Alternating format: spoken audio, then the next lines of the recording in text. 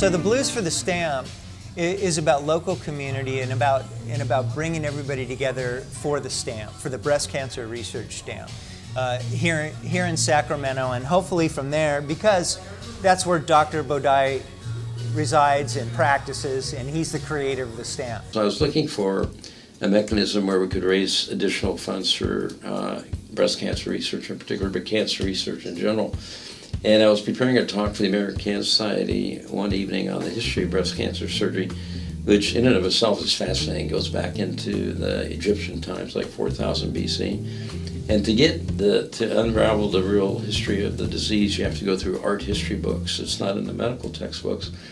And as I was preparing this lecture, I said, gee, it's Christmas Eve, as a matter of fact, many years ago. I said, wouldn't it be great if there would be a stamp for breast cancer? And then about a moment later, I said, well, if we price that stamp a little bit above a normal stamp, then we could take the extra funds and generate a revenue stream for research for breast cancer. And that was basically the genesis of the idea. Big Joe Whalen, our good buddy Big Joe Whalen. Big Joe and I were doing some business. He asked me if I knew anything about the breast cancer research stamp. On that day, I reached into my man bag and I pulled out a sheet of breast cancer research stamps, and he was blown away.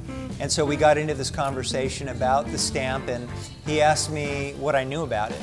And I didn't know a whole lot. I knew that there was revenue that was generated from it that went into research, but I didn't know the full story. And it turns out that Joe had been involved with Dr. Ernie Bodai for many years, and we just started this conversation and started talking about his effort. Joe Whalen has been great in the community with being involved with not just the breast cancer research stamp, but a lot of drug abuse, full circle treatment center. I mean, it goes on and on. He sits on the boards. He gives a lot back to the community, and I respect him for that. And so we got engaged, and then I finally met Dr. Bodai, and we started having a conversation about what was going on and how I could help.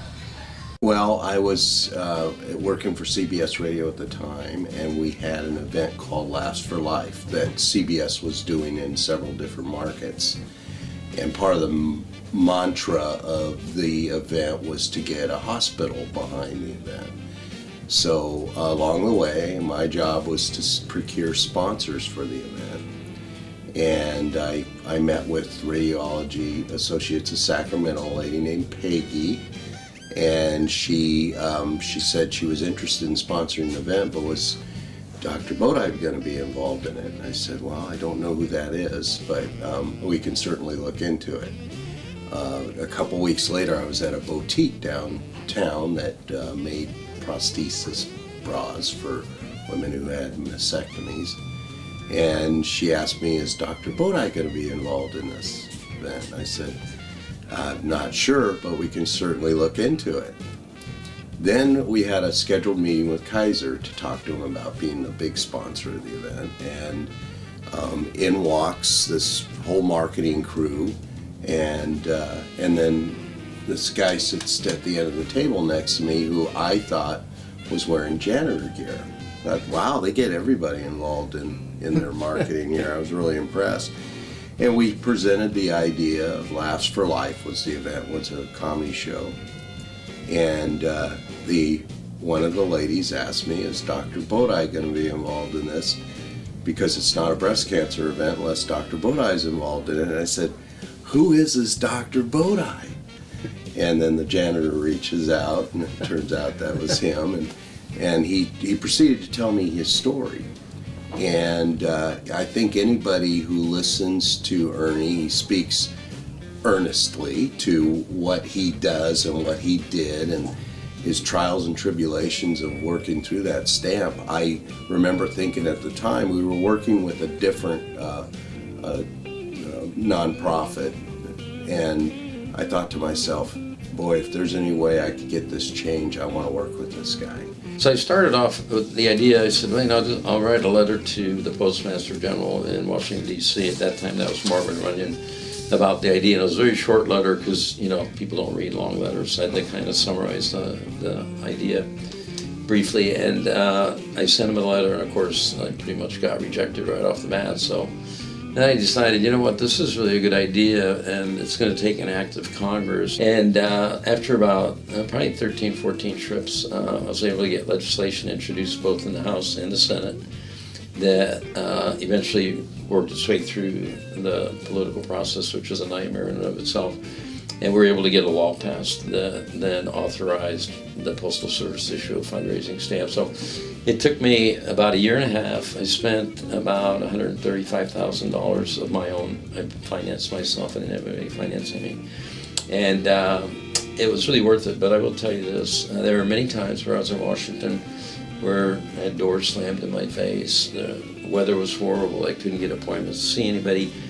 And I was staying in, you know, fairly modest hotels, and I was really starting to wonder and question myself. So what am I doing? Why am I torturing myself with this? And the motivation was this, that many of my patients, while I was on this endeavor, really got behind this effort, and they started collecting signatures. We built a huge grassroots effort, and the fact of the matter was that if I couldn't give up, because if I wasn't successful, I don't know how I would have come back home to face those ladies being a failure. So they were a real driving force behind me.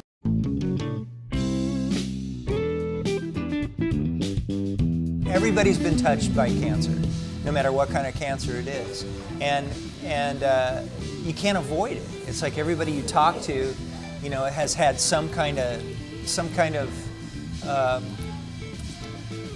friend, family, sister, brother, cousin, whatever. So everybody was like, yeah, whatever you want to do, Brack. And I said, well, I don't know what we're going to do, but let's just put it together and see if we can create some good music and create a vibe that'll get some people out, to give Dr. Bodai and the Stamp a little bit of a platform in our community. At first, it was just like, well, let's go to a blues club and get the guys together, and we'll, you know, get 25 people in there and we'll sell some stamps, that kind of thing. And it just kind of evolved into, okay, well, let's do a production. You know, let's produce a show and get other people involved, other musicians, and art and food and wine.